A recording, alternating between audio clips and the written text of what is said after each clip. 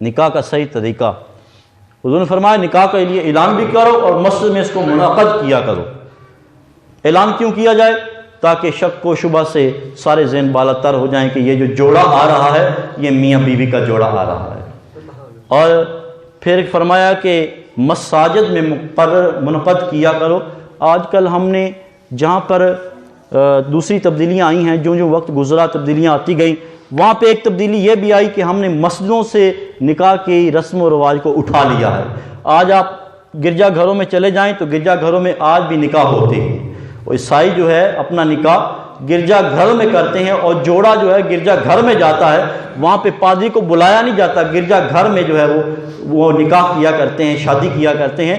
تو اسلام کا جو صحیح طریقہ ہے وہ کیا ہے کہ مسجد میں نکاح کیا جائے، اس کے لیے اعلان بھی کیا جائے، مسجد میں نکاح بھی کیا جائے۔ اگر ہم چاہتے ہیں کہ ہم نکاح میں خیر و برکت کو حاصل کریں اور اللہ کی رحمتوں کا نزول بھی ہو اور خیر و برکتیں بھی حاصل ہوں، تو ہمیں اس رسم و رواج کو اختیار کرنا ہوگا جو ہمیں اسلام دیتا ہے کہ نکاح جو کرنا ہے تو وہ مسجد میں نکاح منعقد کیا جائے۔ اس میں بڑی برکتیں ہیں۔ یہ جو ہم لاکھوں کروڑوں روپیہ شادیوں پہ خرچ کرتے ہیں، اور بیٹی کے گھر میں کیا ہوتا ہے کہ 500 600 آدمی چلے جاتے ہیں، اور پتہ نہیں بیٹی والے کا کیا حال ہوتا ہے۔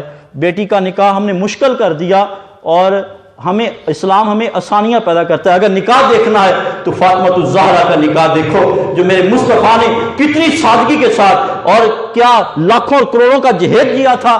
نہ کچھ نہیں دیا، سادہ سا نکاح، سادہ سا جہیز دیا تھا۔ اگر اس چیز کو ہم دیکھ لیں تو ہمیں پتہ چلتا ہے کہ نکاح کی کیا صورت ہے، اور ہم اپنے لیے بھی آسانیاں پیدا کریں اور غریب لوگوں کے لیے بھی آسانیاں پیدا کریں جن پہ جہیز ایک بہت بھاری لعنت بن کر برستی ہے، اور جن کے ہاں 4 بیٹیاں ہو جاتی ہیں، وہ پریشان ہو کر سر کو پکڑ کے بیٹھ جاتا ہے کہ اب میں بیٹیوں کا نکاح کیسے کروں گا۔ ایک بیٹی کی شادی پہ کروڑ روپیہ لگا دیتے ہیں، اور جس کی 4 بیٹیاں ہیں ساری زندگی اسی کام میں گزر جاتی ہے۔ تو ہمیں اسلام آسانی کے لیے بلاتا ہے، مشکل کے لیے نہیں بلاتا۔ ہمیں چاہیے کہ ہم اسلام کے طریقے کو اختیار کریں، اور آج بھی ہم اگر اس رسم کو اور اسلام کے جو مروج طریقہ ہے کہ ہم نکاح مساجد میں کریں، اس کو اختیار کر لیں تو بہت ساری قباحتوں سے ہم بچ سکتے ہیں۔ اللہ رب العزت کی بارگاہ میں دعا ہے رب کائنات ہمیں عمل کی توفیق عطا